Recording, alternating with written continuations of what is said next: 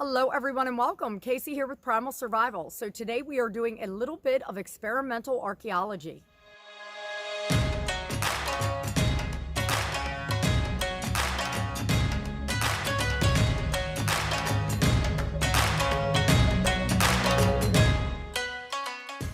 Hello everyone and welcome. Casey and Guy here with Primal Survival. So we are outside today doing a little experimental archaeology on deer snares. Guy, explain to us why it is that deer snares were being used as an accessory to hunting in prehistoric times. Well, Casey, it's why I think they were. Okay. There's really no organic evidence in the eastern United States. There is a little bit of organic evidence of deer snares being made in the southwest, where they were then found in dry caves. But on the northeast, we really don't have any archaeological evidence of the organics of deer snares being used. But I think that as an aid to hunting, they would have been made. And I've made a deer snare that we want to test today. And I've made it out of pawpaw bark, and I'll show it to you here briefly. It's a 10-foot deer snare that's braided out of pawpaw, and we'll explain it, but we're going to test its shock break force today. So we probably will end up breaking this today. Part of the testing is going to be dropping it with known weights to see how much shock it can take.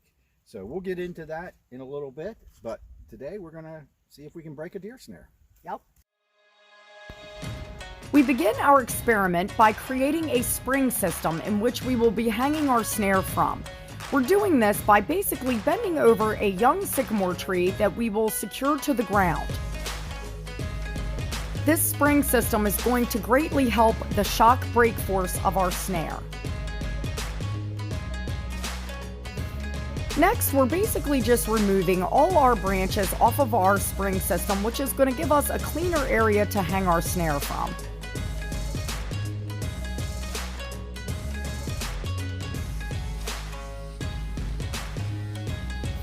Now we're going to secure our spring system to a stake we've placed in the ground.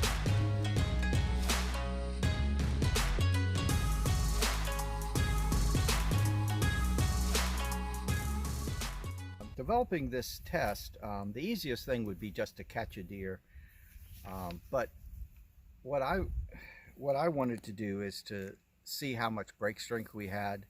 And the idea here in this test is that we're going to be dropping known weights at known distances and see how much weight this snare will hold, and we'll be setting that up in a minute. The parameters for this test are, I went online and there is very little information about the break strength of a wild animal, but there happened to be a University of Nebraska study in 2009, I believe, that tested for break strength in relation to coyote snaring. They wanted to find out what the break strength of an animal that got accidentally caught into a coyote snare to see what would be necessary to release the animal or break the snare. And so that, if you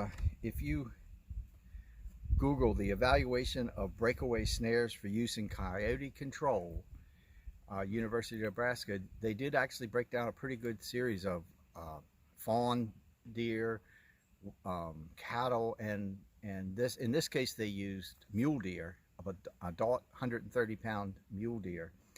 And what they found is that fastened to a secure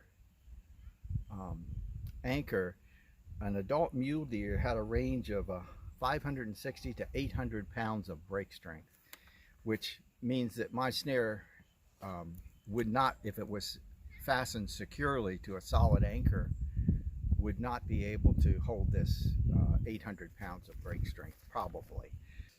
So I've devised what I think the snare would have been used like, on a spring pole, so that it absorbs some of that shock. So we may not catch every adult deer, but certainly maybe a doe or a fawn. And it would be beneficial if you were hunting an area to set these kind of snares up and founder a deer that might be trying to escape from your hunting pressure, and I think it would have been used. So we want to try this and see if we can test just how effective this deer snare would be.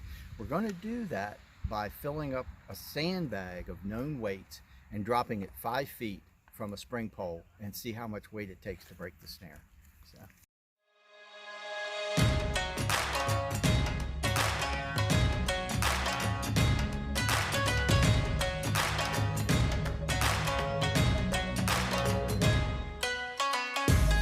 Okay, I've chosen for the bark to make this snare the pawpaw tree, and there's several reasons why I've chosen it, but it is our most northern subtropical tree, and I've experimented with the pawpaw bark for a while, and I found that the pawpaw wood is very weak and it makes a good bow drill fire wood, but it seems that the tree is compensated by making a very tough outer bark.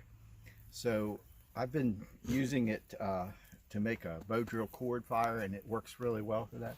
So I've made this deer snare out of pawpaw bark, but rather than try to reverse wrap the snare, which is also possible, this is a smaller bird snare made out of reverse wrapped pawpaw bark.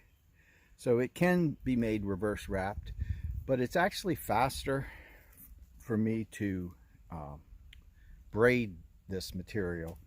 And I'll show you here in a little bit the process, and we will make another video of making the snare. But the process is a two-step process where I'm 3 braiding 4 strands. At this case they were 13.5 feet long, and then 4 braiding the final braid. And basically I'm using the inner bark of the pawpaw tree, and I'll show it to you here. This is raw inner bark.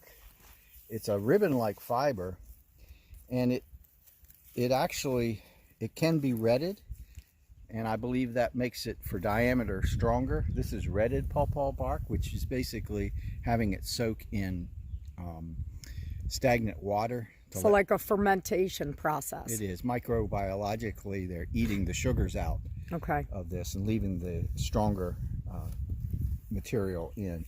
But this was made without retting, and the process that I've done here is to select each of the 3 braids 1/2 inch, and carefully trying to maintain each of the 3 braids at 1/2 inch. In order to test this, I made 2 test pieces. That one was using a 3/4 inch braid, which is here, and I felt that was too coarse, so I also did a 3/8 inch braid. So the different courses of texture that I used, and you can compare them. This is 3/8 material, this is 3/4 inch material, and I've selected 1/2 inch material for the snare that we're going to test today. You can see the 3/8 is a little more flexible. I'd like to get away with that, but we're going to test the break strength of it today, of the 1/2 inch material. Pawpaw is a easy to strip tree. We're using the most inner bark. There are several coarseness layers in pawpaw bark when you strip it out. This is a little coarser material. I first thought that I would use this material as our deer snare, but it turned out in the braiding process it became too coarse and too rough. So I switched to the most finer. This is the very inner layer of pawpaw bark that I ended up using as our base material for this snare. So here's the 10 foot. I selected 10 foot as the length, and basically what we're going to do is, the reason I selected 10 foot is we're going to make a loop of about 2.5 feet to catch the deer, and we don't want it to go too far before it hits the end of the snare, The longer it has to run or struggle, the more force it has. In this experiment, we're going to try to replicate a deer basically poundage wise by filling up a feed bag with sand, and we're going to do it in 20-pound increments. Eventually I really want to find the break strength, so we'll start really low with just 20 pounds and increase in 20-pound increments and up to whatever it takes. I mean, it may go to 80, 100 pounds. If we get to that, I'll be really satisfied that this could probably founder a deer that a hunter may drive into the snare and hold it long enough for them to approach it and finish it off. So that's how we're going to do it. We'll take a little video.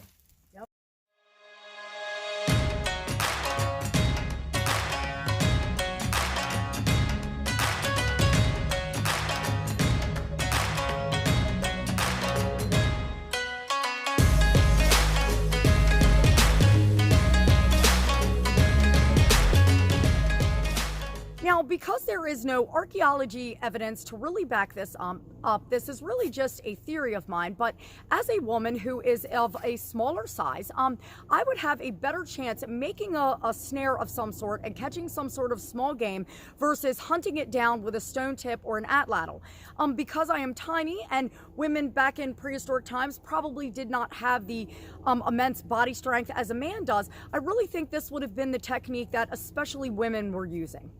Now this is going to be a completely contrived experiment. We're not replicating where we're trying to catch the deer at this point. We just want to put this in a bag and replicate the force of a deer pushing it on. So, and hopefully it'll last more than just a couple tries. So.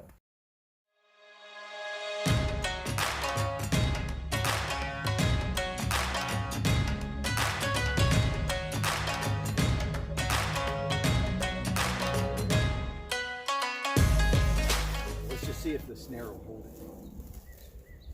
Just like that. Okay. Okay. Now I'll bring it up here and drop it. All right.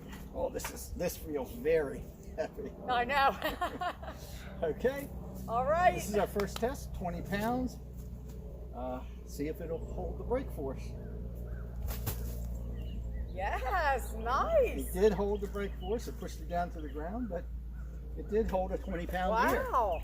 Okay. So now we go up to the bigger, correct? we go up to 40 pounds.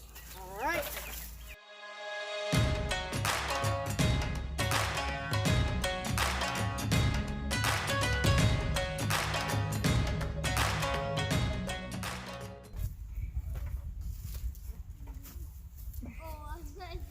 Okay. Got it? Yep. All right. This is the second test. Round two, 40 40 pounds. pounds, 5 feet. Okay, Ah. that broke. So where did Now it break? we know. Shit. Okay. Well, that's 40 pounds is still a lot. Yeah, that would is a lot definitely of take weight. up probably a doe. Small doe. Yeah, there's a lot of shock when you hit bottom like that. Yeah. It's a lot more than 40 pounds. So we broke at 40 pounds shock weight on this, but it held 40 pounds just dead weight on this cord. So it probably would have been advantageous to go ahead and go up to the 3/4 inch initial strands for our 3 braid and then 4 braid weave. So dead weight is a lot when you put that much on and then drop it for shock. So this very well may have held a doe-sized deer, just wearing it out with the spring pole of it. So it was a good experiment. I would like to try and just see if it would dead weight hold 60 pounds. So we'll put 20 more pounds in and tie just the dead weight on it and see if it holds it.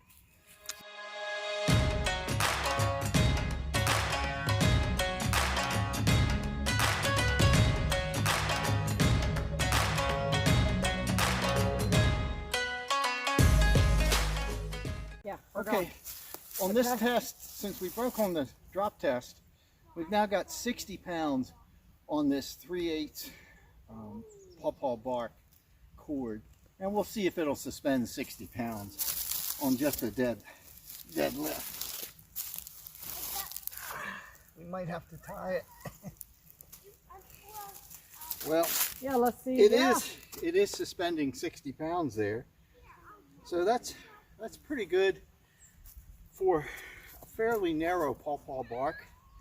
I think overall, with collecting and weaving essentially nearly 13 and a half, that's 30, nearly 60 feet of 3-inch 3-braid, and then rebraiding that, I probably have at least 25-30 hours into making this cord. So I could probably get faster, but it's still an investment. But once it's made, it could catch multiple deer. So it's something that would be saved and reused many times. And like Casey was talking about, we've got a lot of time in survival where you have less distractions, and making, you know, braided cord like this would be something that would be good fill time when you're snowed in, or you're not, you know, you've got long winter nights. That would be the time to do it. Absolutely. Yeah, we intend on doing a whole video on how to make the cordage, and we'll explain the snare trap. And of course, we intend on doing more studies in the near future. So we hope you guys enjoyed the video. And until next time, stay wild.